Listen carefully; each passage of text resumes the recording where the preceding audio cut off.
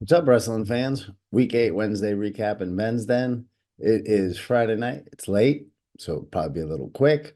Also, kind of slid into week 8 since there was a bunch of storm weather and a couple events got canceled. So I would say a light recap, but to be quite honest, the recap that we got is pretty good. So let's get going. We'll start off with Bedford versus Windham. Bulldogs picked up a 40-39 win over the Windham Jaguars with 4 starters out and giving up 2 forfeits. The Bedford team had to step up, and step up they did. After all was said and done, it landed on sophomore Maddie Bean Ben to secure the win in the final win to prevail.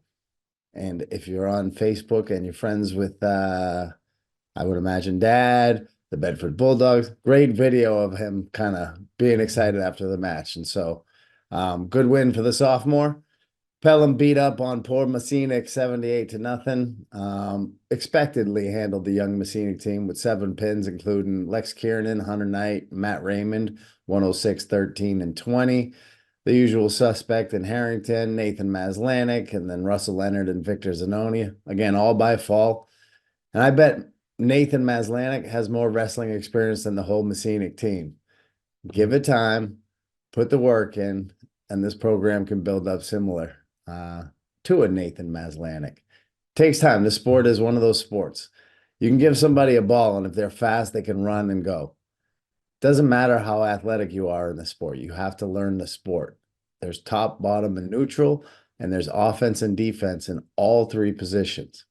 It's crazy. All right, moving along. Salem, they took on Nashua North, beat them 75-6. Steve Rosario, Nashua North over Kevin Tedesco. Salem, he picked up a pin and was the lone Nashua North highlight and scoring. Salem had 4 forfeits, 1 decision, and the rest were all pins to stomp the Titans. Shout out to Owen Gagnon of Nashua North for battling to a tough 3-0 loss. We need more kids not getting pinned. So shout out Owen Gagnon. Bishop Guertin over Merrimack 56-16. Senior captain Brendan Curley of Merrimack did what he does, and he pins his foe in the first period. His compadre, Grant Deshano, picked up a major decision 13-4 over BG's Colin Foley, and the Tomahawks added 6 for a forfeit at 113, and that was the end of the scoring for them. BG's John Forcier picked up a major decision over Mitchell Krupp, 12-4. And the upstart freshman James Algeo tops Emily Angelo 13-0, narrowly missing a tech fall. After that, it was mostly first period pins and forfeits, giving BG the win. All right, Portsmouth was 54, Manchester West 24. Winnisquam, a great night of wrestling, front and center for me under the light with a lot of good action. Winnisquam played host to Plymouth and Souhegan. And in true gracious host fashion, they let the visitors battle first. So Plymouth versus Salhegan. Plymouth wins included Anthony Torres, 113 pounds. He got an injury default over Maddie Brown as she went down with an ankle injury. Coach Austin and Plymouth send their best wishes for healing to Maddie Brown, and she's one of New Hampshire's toughest girls at the weight class, and hopefully she can be back for the postseason. They also picked up 6 wins, including Cody Sawyer, Eli Crane, Grant Wenhart, Emmett Nossman, Hussein Osarian, and Drake Tottahan, and a 6-2 decision win for Ben Valenti at 157 pounds. Souhegan wins came from Landon Carson at 126 with a major decision 11-1 over Robert Phipps. Logan Brown, Christian Bobby Knuckles, and Gabriel Holt all pick up wins via fall. And as for Chase Baby Knuckles, he received an injury default in what was said to be a great match against Luke Diamond. So same well wishes to you, Luke. Hope you heal up before the postseason. And this is a tough game we play. Overall, great duel. And Souhegan had a good run in the middle with Logan Brown and the Knuckle Brothers, but just not enough. Plymouth earns the victory 51-23. Winnisquam then took on Souhegan. And in a kind gesture, let Souhegan get that second match in. They had the furthest distance to drive. And what turned out to be a longer night. it's good to get them home, right? So they started at 106 with 2 forfeits, and it ended 40-40. What happened in between is the good stuff. So Winnisquam, again, received 2 forfeits out of the gate and opened the gap with a major from Ryan Cormier, 13-2, and a pin by Amon Gauthier, bringing the score to 22-0, moving into the 132-pound weight class. Souhegan ripped off 3 straight with Logan Brown earning a major, and pins from Baby Knuckles and Noah Dennis to 22-16. The score remains there.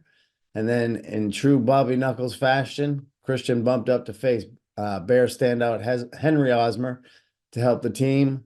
And he faced a focused 150-pound Osmer.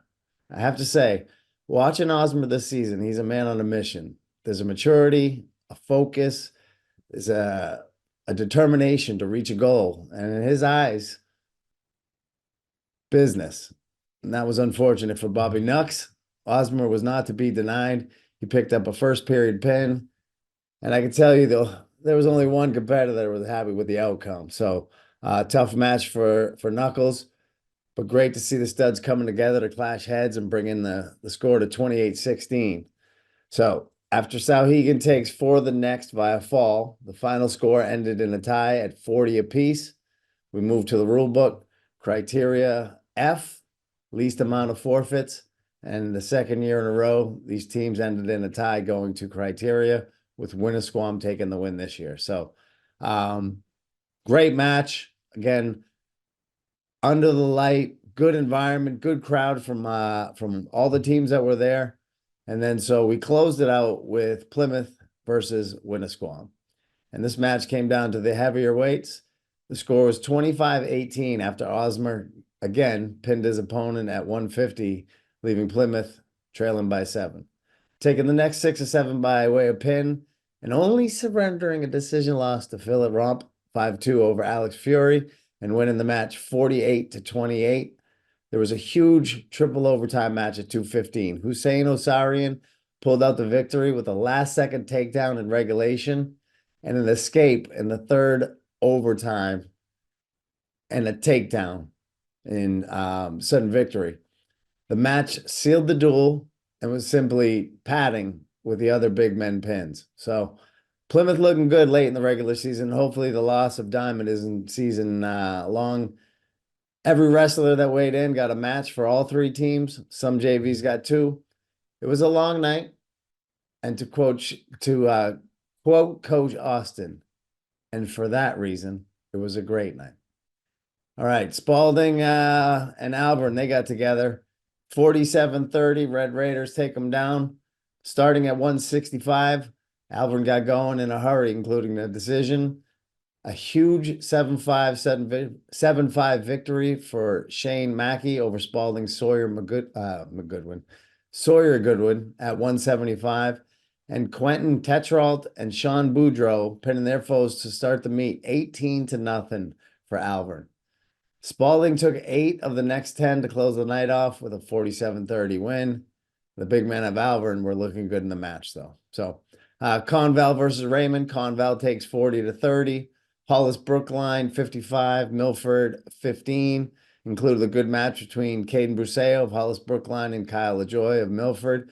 Bruseo got the best of him with an 8-2 decision. 2 tough wrestlers and a good litmus test for LaJoy moving into the postseason. All right, what's coming up this weekend, aka tomorrow? So you got the out-of-towners with Timberlane heading down to Danbury, Connecticut. I'm sure they'll be taking their lumps, getting back for New Hampshire postseason, bigger, stronger, and faster, all that good stuff. And Londonderry exits the 603, heading to the Methuen tournament. You got quads in Lebanon, Milford, and Kearsarge. And I guess the big one, Capital City Classic in Concord, and it's the big one. 20-plus teams, I think seven mats, 9 officials, some really good, tough wrestling. It's got a little bit of that postseason feel to it. So I'm excited. It's going to be a good week 8 Saturday coming up. I look forward to seeing everybody out there, and good luck to everybody. I hope you have a great weekend. Stay safe, and we'll see you on the mats.